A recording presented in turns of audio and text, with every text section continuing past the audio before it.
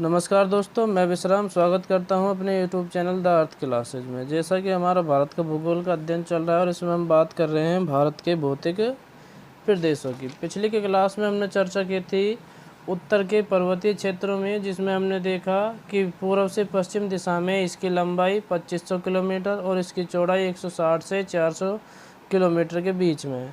हमने देखा कि उत्तर का पर्वतीय क्षेत्र 22 देशांतर रेखाओं के बीच पड़ता है और इसकी औसतन ऊंचाई 6000 मीटर है।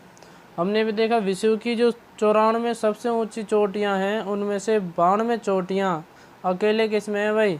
हिमालय पर्वत माला में है और यह 5 लाख वर्ग किलोमीटर क्षेत्र में फैला हुआ है।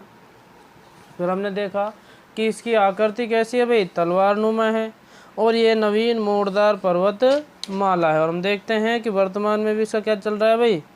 विकास चल रहा है। इसके अलावा इसमें मोड़, सियाई मोड़, ग्रीवाखंड मोड़, उल्टे भ्रंश आदि पाए जाते हैं और यह अनेक काल के समुद्री निक्षेपण परतों द्वारा चट्टानों से मिलने के बाद ही बना है।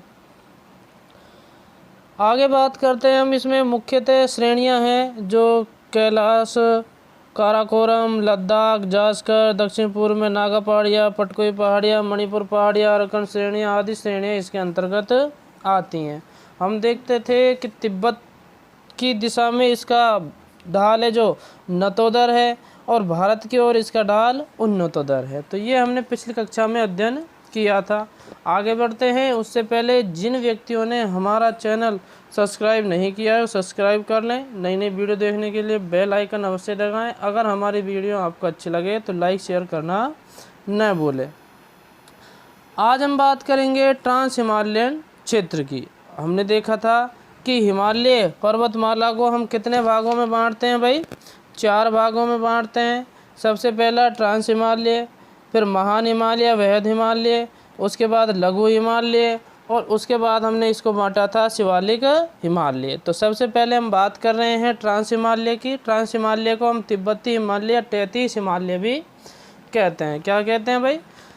ट्रांस हिमालय को हम तिब्बती हिमालय या 33 हिमालय भी कहते हैं। और ट्रांस हिमालय का निर्माण मूलतः यूरेशियन प्लेटों के एक खंड से हुआ है। क्या हुआ है भाई? यूरेशियन प्लेटों के एक खंड से हुआ है और ये समूची श्रेणी लगभग जितनी भी हिमालय ट्रांस हिमालय की श्रेणी पड़ती है वो वनस्पति रहित है।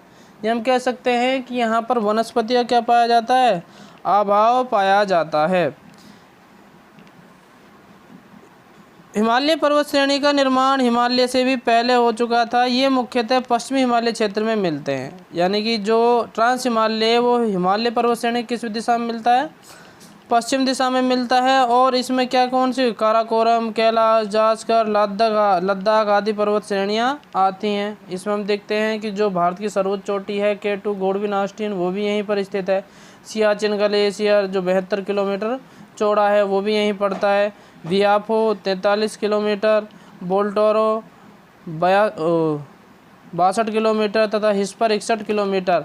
ये क्या है भाई? ग्लेशियर हैं या हिमखंड है? क्या है ये? ग्लेशियर हैं, हिमखंड हैं। ये भी किस में पड़ते हैं? ट्रांस हिमालय क्षेत्र में पड़ते हैं। और पश्चिम में ये श्रेणी किसमें? पामीर गांठ में मिल जाती है, जबकि दक्षिणी ओर की एक कैलाश श्रेणी के रूप में विस्तृत हुई पड़ी है। लद्दाख श्रेणी से सिंधु नदी निकलती है और इसकी सहायक नदी है जो इस्योग, इनके बीच जल विभाजक का कार्य भी करती है। कौन सी? लद्दाख श्रेणी। ट्रांस हिमालय अवसादी चट्टानों का बना हुआ है। ये भी हम देखते हैं। ट्रांस हिमालय किन से बना हुआ है भाई?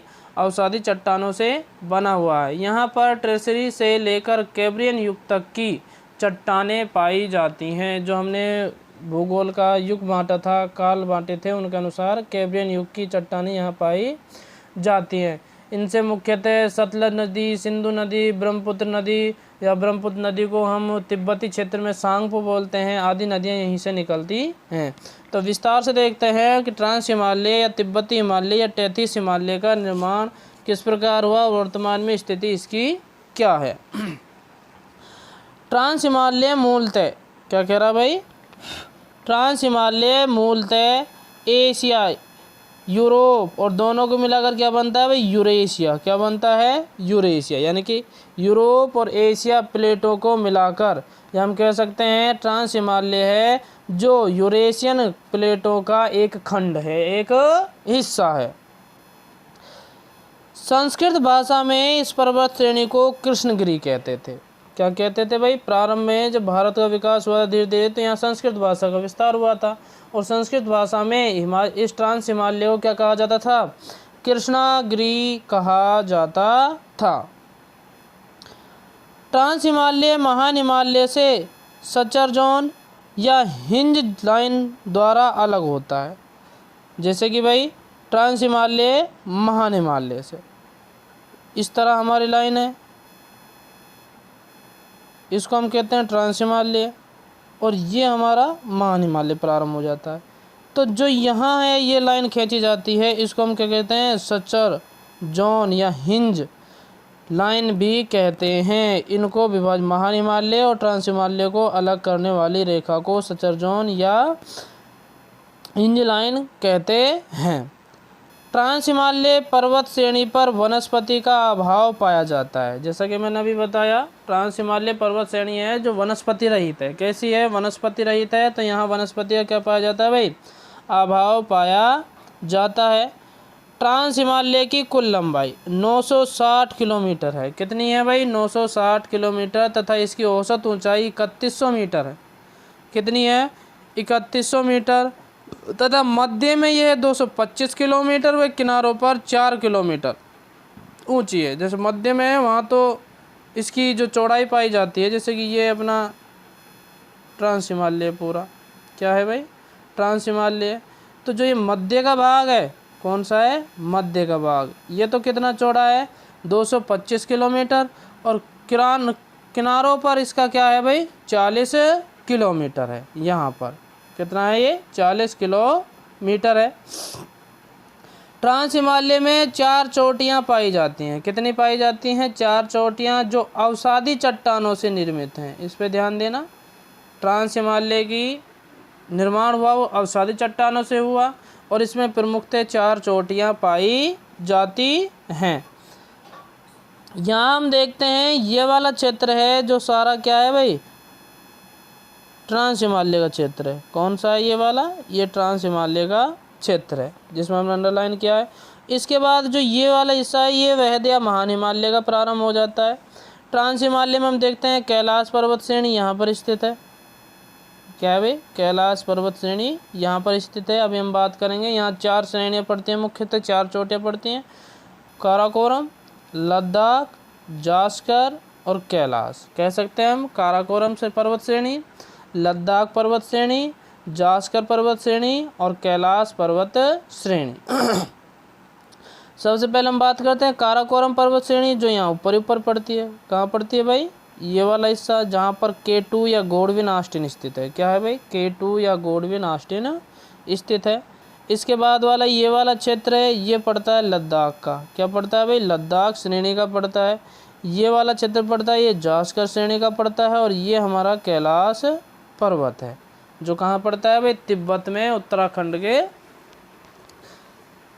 साइड पड़ता है। कहाँ पड़ता है? उत्तराखंड की साइड पड़ता है। तो ये हमारा जो क्षेत्र आता है ये किस में आता है? ट्रांस हिमालय के अंतर्गत आता है। अब हम आगे बात करते हैं। इसमें 4 चोटियाँ हो गई, जिनमें हम पहले दे देते हैं काराकोरम पर्वत श्रेणी, दूसरा लेते हैं कैलाश पर्वत श्रेणी, तीसरा लेते हैं जास्कर पर्वत श्रेणी और चौथा लेते हैं लद्दाख पर्वत श्रेणी। तो इनमें सबसे पहले हम बात करते हैं काराकोरम पर्वत श्रेणी। किसकी बात करते हैं? काराकोरम पर्वत श्रेणी की।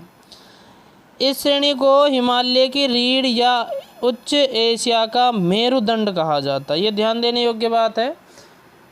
जो ट्रांस हिमालय की चोटी है, काराकोरम पर्वत चोटी या काराकोरम पर्वत श्रेणी, इसे हिमालय की रीढ़ कहा जाता है। क्या कहा जाता है? हिमालय की रीढ़ कहा जाता है, या एशिया, उच्च एशिया का मेरुदंड कहा जाता है। क्या कहा जाता है? उच्च एशिया का मेरुदंड कहा जाता है।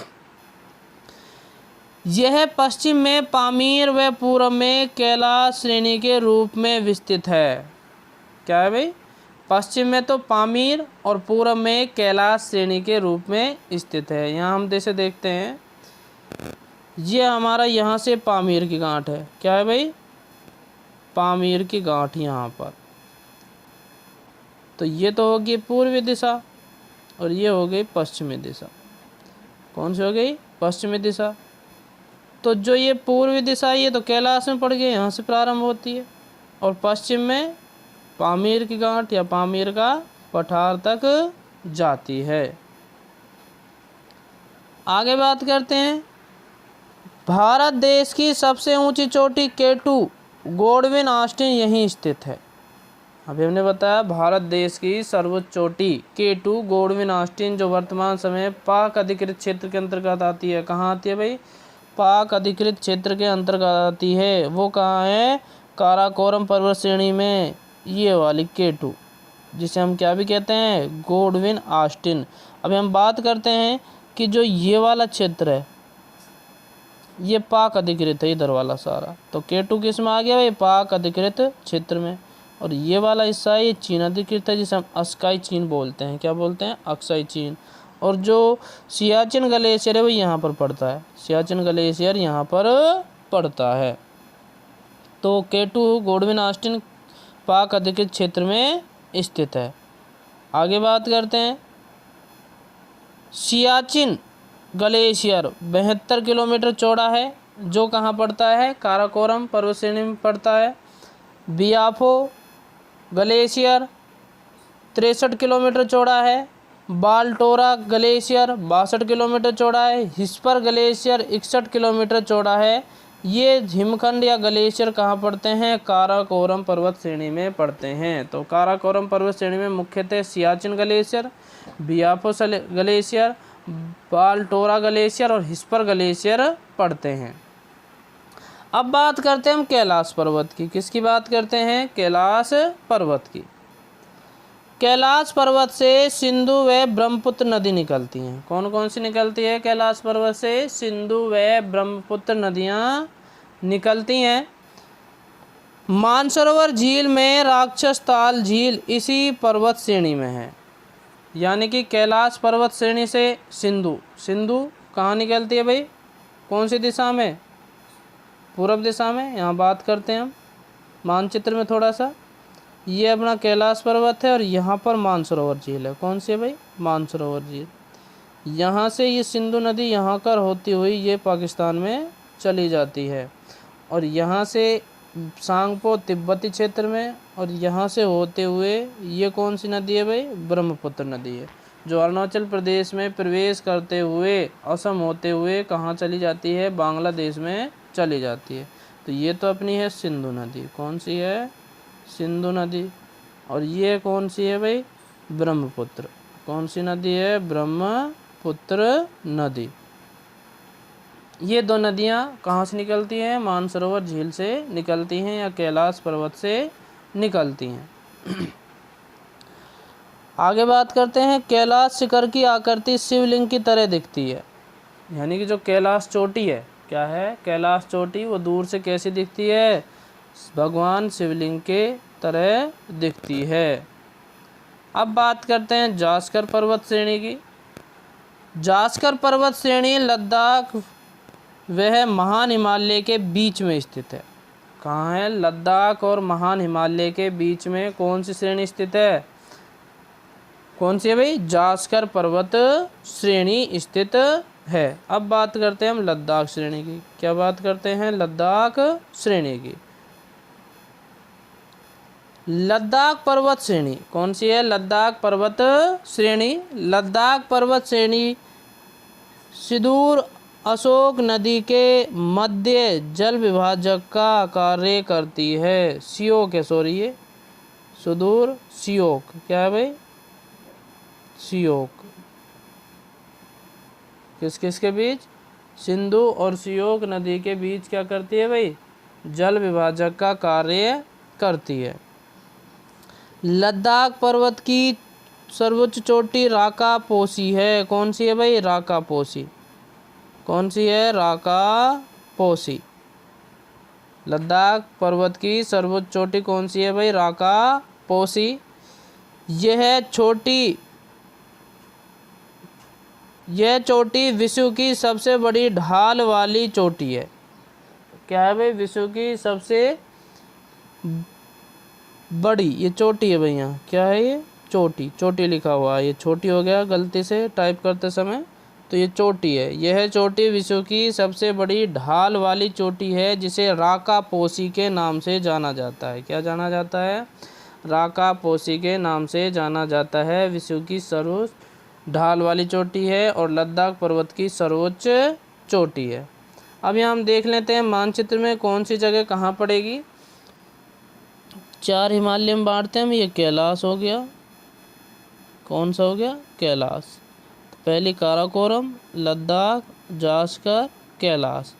काराकोरम पर्वत श्रेणी ये वाली है, कौन सी है, ये वाली, जिस पे क्या पड़ती है, गॉडविन ऑस्टिन, क्या पड़ती है, गॉडविन ऑस्टिन या K2, जिसकी लंबाई ऊंचाई कितनी है, 8611 मीटर। कितनी है भाई, 8611 मीटर। और इनके बीच में श्योक नदी बहती है। कौन सी नदी बहती है, श्योक नदी बहती है। क्या बहती है भाई, श्योक नदी। अगला आता है दूसरी श्रेणी है लद्दाख श्रेणी। क्या है भाई, लद्दाख श्रेणी। और लद्दाख श्रेणी किस किस के बीच में है, काराकोरम और जास्कर पर्वत श्रेणी के बीच में है। और लद्दाख श्रेणी के एक ओर श्योक नदी बहती है और दूसरी तरफ सिंधु नदी जाती है। क्या जाती है भाई, सिंधु नदी। कहाँ से निकलती है, मानसरोवर झील से सिंधु नदी निकलती है, ये वाली यहाँ से जाती है। इसके बाद हम बात करते हैं जास्कर श्रेणी की। किसकी बात करते हैं, जास्कर पर्वत श्रेणी की। जास्कर पर्वत श्रेणी ये सचर जोन के जस्ट ऊपर है। क्या है, सचर जोन के जस्ट बगल में है, यानी कि लद्दाख और महान हिमालय, ये महान हिमालय है। ये लद्दाख श्रेणी और ये महान हिमालय के बीच में क्या है भाई, बीच में जास्कर श्रेणी स्थित है। अभी हम बात करते हैं लद्दाख श्रेणी में जो सर्वोच्च चोटी है वो कौन सी है, राकापोसी। कौन सी है, राकापोसी। और विश्व की सबसे तीव्र ढाल वाली, सबसे अधिक ढाल वाली चोटी है। सचर जोन की बात करते हैं, ये सचर जोन है या हिंज जोन भी हम जिसे कहते हैं, ये सचर जोन है। और कैलाश पर्वत यहाँ पड़ता है भाई, कैलाश पर्वत कहाँ पड़ता है, यहाँ।